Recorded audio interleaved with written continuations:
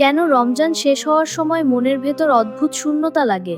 কারণ মুমিন অনুভব করে সে এমন এক সময়কে বিদায় দিচ্ছে যেখানে আল্লাহ সবচেয়ে কাছে ছিলেন।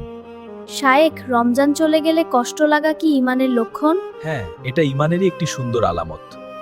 ভাবো, যে মানুষ সারা বছর নামাজে গাফেল, সে রমজানে হঠাৎ কাঁদতে শুরু করে, রাত জেগে দোয়া করে। তারপর রমজান শেষ, হঠাৎ সেই রাতগুলো হারিয়ে যায়। এই হারানোর অনুভূতিটাই কষ্ট দেয়।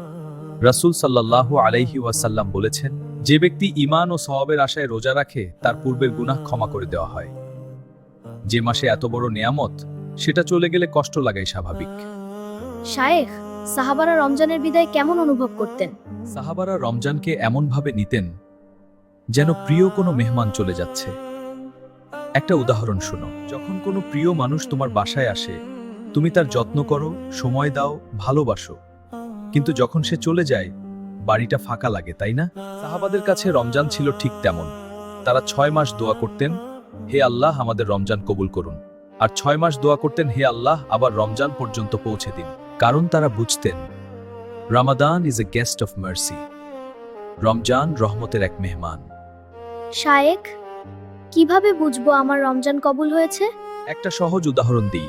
রমজানের আগে তুমি নামাজে গাফেল ছিলে, রমজানে ঠিক হলে আর রমজানের পর আবার আগের মতো হয়ে গেলে, তাহলে বুঝবে তুমি রমজানকে ধরতে পারোনি। কিন্তু যদি রমজানের পরেও তুমি নামাজ ধরে রাখো, গুনাহ দেখলে নিজেকে থামাও, তাহলে এটা আশা করা যায় তোমার রমজান তোমাকে বদলে দিয়েছে। আল্লাহ তাআলা বলেন, ইন্নামা ইয়াতাকাব্বালুল্লাহু মিনাল মুত্তাকিন।